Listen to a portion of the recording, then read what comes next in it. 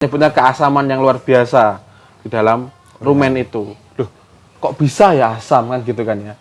Bagaimana caranya?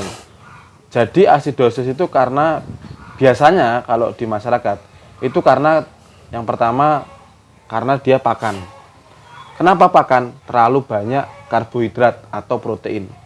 Gampangnya bilang kebanyakan konsentrat. Nah, nanti prosesnya seperti apa kok bisa kebanyakan konsentrat? Nanti akan dijelaskan. Terus yang kedua, asidosis itu karena iklim, cuaca, terlalu panas.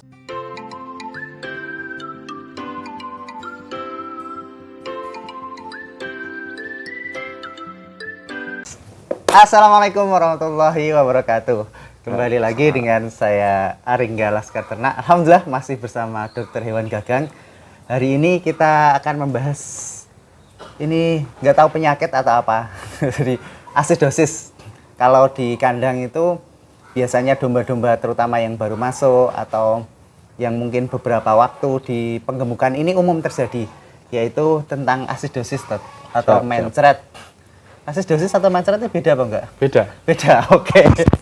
Oke, kita serahkan kepada yang ahlinya, kita membahas tentang asidosis. Monggo, Dokter Hewan Gagang, Ya. dipersilahkan.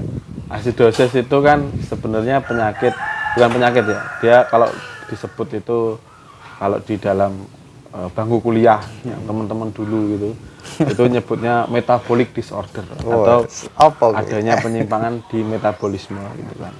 Nah, apa kaitannya sama mencret? Mencret itu sebenarnya gejala yang muncul gitu. Artinya tidak semua asidosis itu mencret. Di sapi asidosis kadang tidak mencret. Tahu-tahu langsung ambruk kan gitu kan. PMK belum tentu kan juga ya. Nah, seperti itu. Jadi mencret kalau di domba kambing mungkin mencret ya yang sering ya. Itu adalah salah satu gejala dari asidosis. Nah, sekarang pertanyaannya asidosis sih apa sih kan? Apa sih asidosis itu? Asidosis itu kan dari kata asid. Asid dosis atau asam. Terlalu asam. Terus nanti bisa juga tidak asidosis atau lawannya. Terlalu basa. Namanya alkalosis atau terlalu banyak zat basa. Nah, yang terlalu banyak di mana zat asamnya ini? Karena ini terlalu banyak zat asamnya itu ada di rumen atau orang Jawa bilang babat, maka di situ terjadi sebuah iklim yang luar biasa ya. Saya nyebutnya iklim ya karena bukan iklim. Saya nyebutnya keasaman yang luar biasa di dalam rumen itu. Loh, kok bisa ya asam kan gitu kan ya? Bagaimana caranya? Jadi asidosis itu karena biasanya kalau di masyarakat itu karena yang pertama karena dia pakan. Kenapa pakan? Terlalu banyak karbohidrat atau protein. Gampangnya bilang kebanyakan konsentrat. Nah, nanti prosesnya seperti apa kok bisa kebanyakan konsentrat? Nanti akan dijelaskan. Terus yang kedua, asidosis itu karena iklim, cuaca, terlalu panas. Bisa di atas 35 derajat. Kondisi dia baru datang dari pasar atau dari manapun lah, dia baru masuk kandangnya panas, tidak ada angin-anginnya dan lain sebagainya, akhirnya bikin dia stres dan bisa asidosis.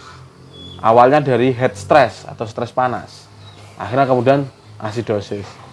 Nah, ketika panas itu pasti kelembapannya juga goyah, lah di situ juga membuat heat stress. Ketika heat stress atau stres panas, nanti dia bisa menyebabkan asidosis, itu bisa. Nah, atau asidosis karena infeksi di rumen, nah itu bisa. Seperti itu Mas, itu asidosis. Mencret itu gejala yang muncul adalah sebuah sistem. Sistem apa? Ketika perut ini asam, itu perut punya respon yang diberikan oleh Tuhan Yang Maha Esa, yaitu mencuci bersih apa yang kemudian membuat dia jadi tidak seimbang kondisinya. Dengan cara apa? Overcontraction atau kontraksinya berlebih, akhirnya bisa mengeluarkan seluruh isi perut. Kalau kita kenal dulu, kalau ada orang yang keracunan dikasih obat pencahar, ya itu sama, dia mencaharkan diri. Jadi kayak semua isi perut yang asam itu dikeluarkan semua. Agar apa? Ya itu salah satu respon imunnya dia, respon daya tahan tubuhnya dia ketika ada kondisi yang kurang seimbang atau menyimpang dalam rumennya. Oh, mungkin kalau di manusia kan ada demam, itu kan karena respons salah satu virus ya. Ya virus ya bakteri, ini virus, sama. Secara prinsip sama. Nah, asidosis sendiri, lanjut ya Mas ya? Oke, monggo. Oke. Asidosis sendiri proses terjadinya gini. Kenapa kok kita ambil contoh, kenapa kok kita ngasih pakan dengan konsentrat yang terlalu banyak, tidak banyak seratnya atau malah nggak ada seratnya, itu bisa mencret terus kemudian asidosis atau rumennya asam gitu. Di sapi sama, rumennya asam sampai kakinya kemudian lembek, kukunya itu akhirnya ambruk atau kita sebut laminitis. Jadi asidosis ini adalah penyakit metabolis. Nyebutnya penyakit kita aja gampangannya ya. Dari penyimpangan metabolisme yang sebenarnya dari hal sesimpel itu tuh bisa fatal kemana-mana. Sampai bisa keguguran, bisa Mas, bisa. Sampai bisa keguguran, bisa. Gagal hati, bisa. Bukan patah hati ya, kalau itu si jomblo kan gitu kan. Itu juga bisa gitu. Dari mana prosesnya? Oh ini. Apa namanya? 2 SKS psikologi, apa fisiologi ini. Fisiologi. Lumayan ya teman-teman, kita dapat ilmu gratis. Walaupun saya juga kuliahnya gratis. Ya. Lanjut. Jadi ketika pakan karbohidrat atau protein yang tinggi itu masuk ke babat, nah di situ kan terjadi proses fermentasi oleh bakteri-bakteri babat. Nah, ketika bakteri-bakteri babat itu memfermentasi, itu ada salah satu hasilnya adalah asam laktat. Ada hasil sampingnya itu adalah asam laktat. Asam laktat ini dari mana? Dari terlalu banyaknya bakteri-bakteri yang memfermentasi dari bakteri proteolitik atau protein yang memfermentasi protein dan bakteri-bakteri aminolitik atau yang memfermentasi karbohidrat ini banyak. Nah, ketika dia banyak, maka dia akan jadi kalau kita ngasih makan ternak itu ada 3 hasil fermentasi dalam rumen atau dalam babat itu. Asam butirat, asam propionat, sama asam asetat. Nah, ketika teman-teman ngasih pakan biji-bijian atau konsentrat atau sumber protein dan sumber karbohidrat, dia akan jadi asam asetat. Kalau nggak asam propionat ya, antara 3 ini saya lupa. Nah, asam ini itulah hasil dari bakteri yang memfermentasi itu. Kalau dikasih pakan serat, maka akan terjadi, dia akan menjadi asam butirat dan asam propionat, ya kan? Yang diserap oleh tubuh, yang nanti larinya ke darah. Kalau dia lagi laktasi, susunya akan bancar atau akan banyak. Itu diserap. Nah, untuk mengentalkan susu dari protein dan karbohidrat, kembali ke proses ini dikasih pakan green atau biji-bijian tinggi karbohidrat dan protein, terus diproduksi ada asam asetat. Hasil sampingnya asam laktat. Kenapa? Karena ketika bakteri ini terlalu banyak, maka bakteri lainnya tertindih. Di situ asam laktat keluar. Ketika asam laktat keluar, maka pH atau keasaman dari rumen jadi asam. Nah, ketika asam turun ke usus, diserap, darahnya jadi asam. Darah ini masuk ke hati untuk melakukan detoksifikasi. Hatinya asam. Hati terus-terusan asam, akhirnya hati bisa mengalami kondisi yang tidak seimbang. Kalau ada penyakit masuk, hati bisa kena infeksi. Apalagi kena cacing hati, wah parah itu sudah. Pasti kena itu hatinya. Hati ini kemudian masuk ke jantung, terus disebarkan ke seluruh tubuh. Kalau di sapi, ketika darahnya asam, dia menuju ke pembuluh darah yang kecil, kapiler, dan dia diberi beban berat seperti pembuluh darah yang ada di lem ya. Lem itu kan di kaki ya, di kukunya itu bisa jadi mengalami penyumbatan. Karena di situ bebannya berat, akhirnya pecah pembuluh darahnya. Akhirnya apa? Kukunya rata-rata jadi empuk. Makanya disebut laminitis. Nah, kenapa terjadi laminitis? Karena ada infeksi sekunder. Dia nginjak tratorannya dia sendiri dan lain sebagainya. Di situ akhirnya ambruk. Itu salah satu gejala dari asidosis. Mas kok bisa keguguran? Iya, karena tadi darahnya asam, imunnya kemudian tidak kuat, ada infeksi sekunder, kena tuh janinnya atau cempenya, keguguran, pedetnya keguguran. Singkatnya gitu ya, nanti kalau teman tak jelaskan secara kedokteran mungkin akan tambah pusing. Tambah belieng. Nah, intinya teman-teman ternak itu memang protein sama karbohidrat itu bisa menggemukkan. Khususnya karbohidrat ya lebih cepat menggemukkan. Tapi mereka memang membutuhkan tambahan protein atau karbohidrat dari luar, tapi tidak serta-merta pakannya hanya itu gitu. Tetap harus keseimbang karena tadi dalam proses fermentasi dalam rumen itu ada 3 bakteri.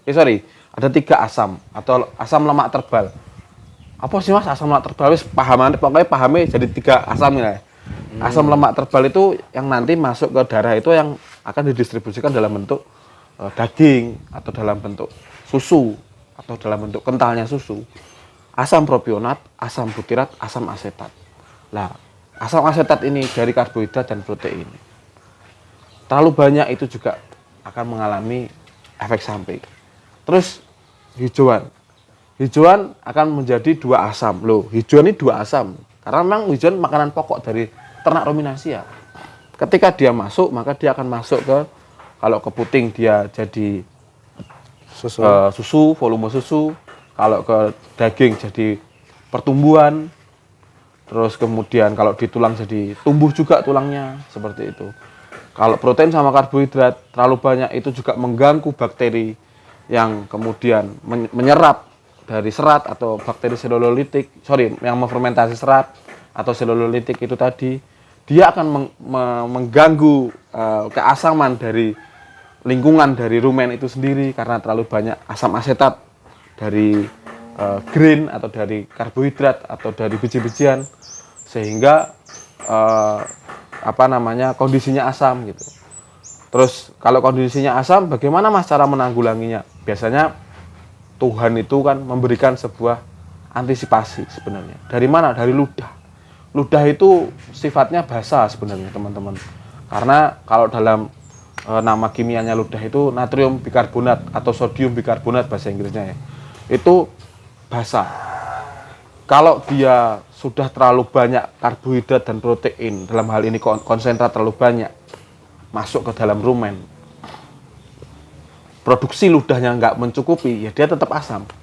Mas kalau kita kasih dari luar, lah itu. Jadi bisa teman-teman beli sodium bikarbonat atau soda kue, masukkan. Contoh 1 ekor sapi, dosisnya 1 sendok makan, ya kan? Pagi, sore. Kalau 1 kambing, setengah sendok makan atau 1 sendok teh, pagi, sore. Itu salah satu terapinya. Atau saya lebih suka biasanya memasukkan yogurt. Loh Mas, yogurt kan asam. Iya, tapi yogurt membantu, ada bakteri kan di yogurt itu, membantu untuk meregulasi dari bakteri yang berlebihan karena proses terlalu banyak memasukkan pakan dari karbohidrat dan protein atau konsentrat tadi. Saya lebih suka kayak yogurt. Walaupun dia asam, tapi dia lebih cepat menstabilkan dari kondisi rumen dengan cara kerja bakteri dari yogurt atau kerja bakteri baiknya yogurt itu.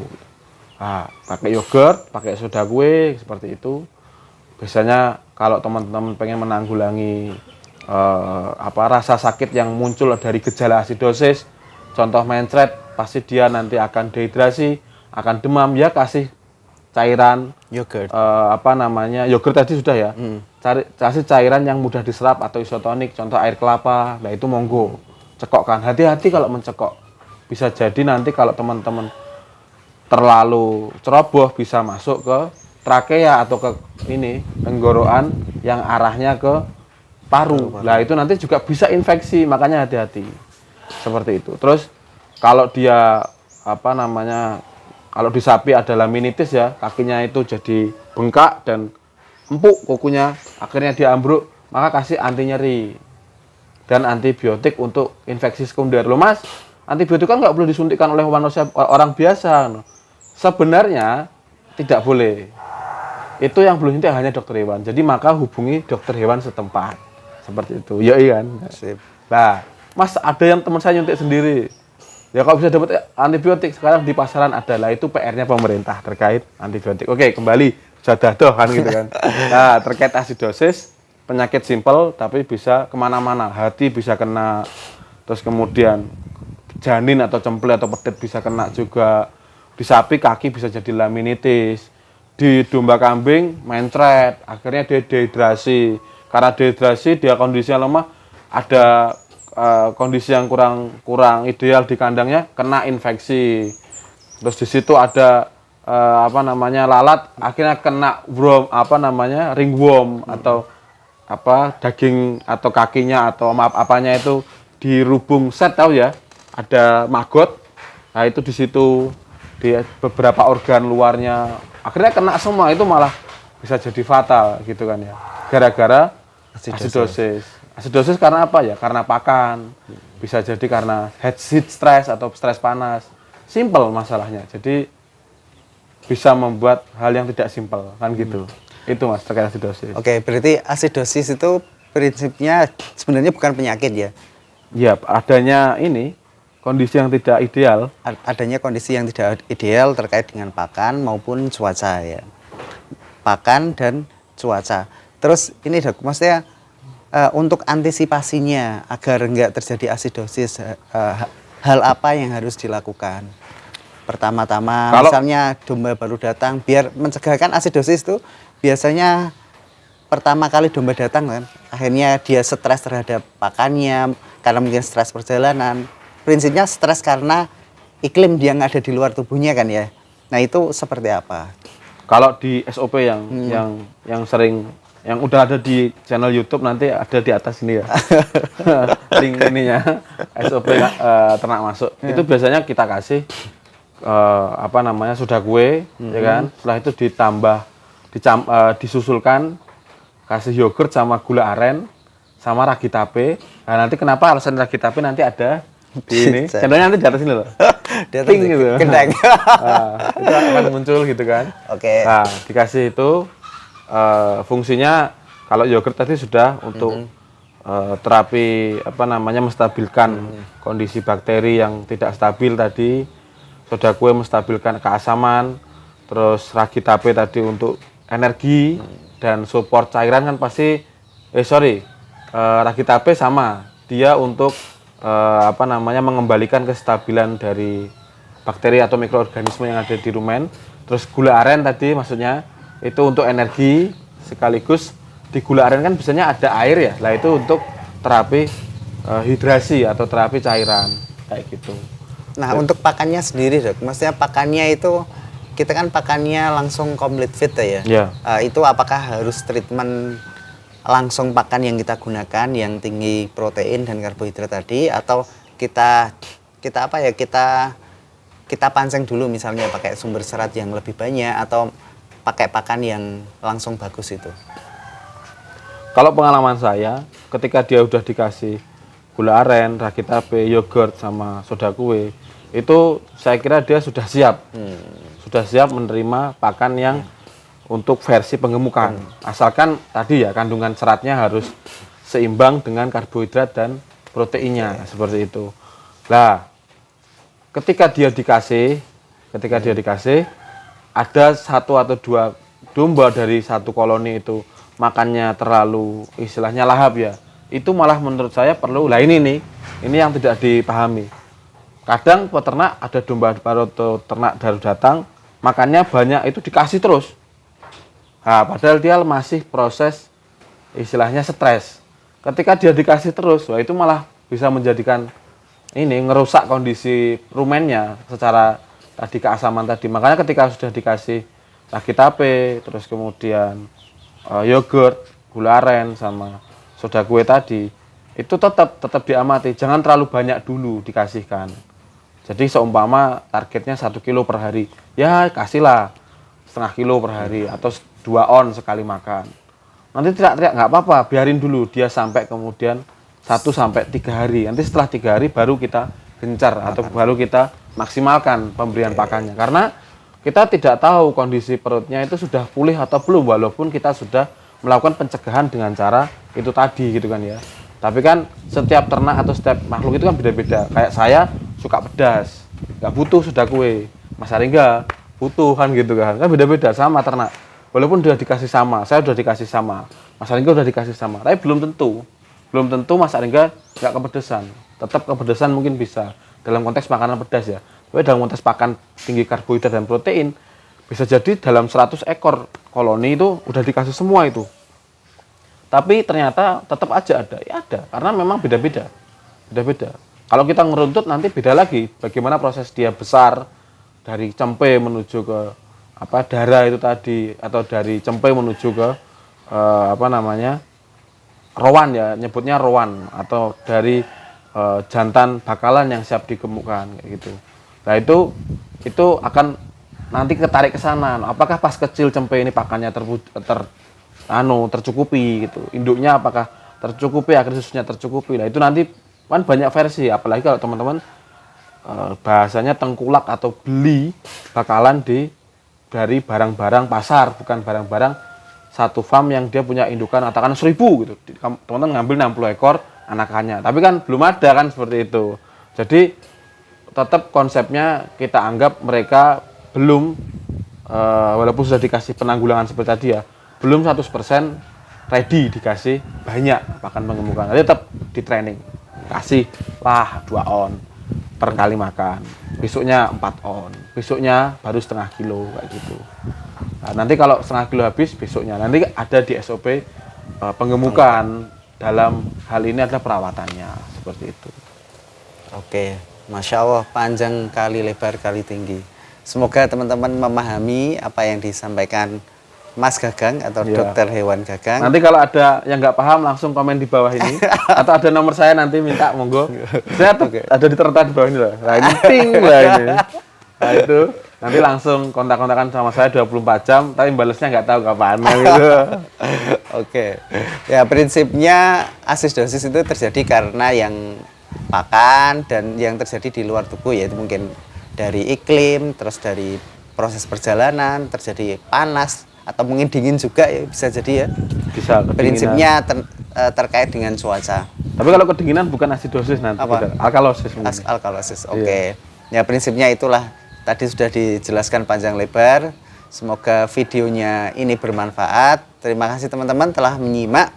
Saya akhiri. Assalamualaikum warahmatullahi wabarakatuh.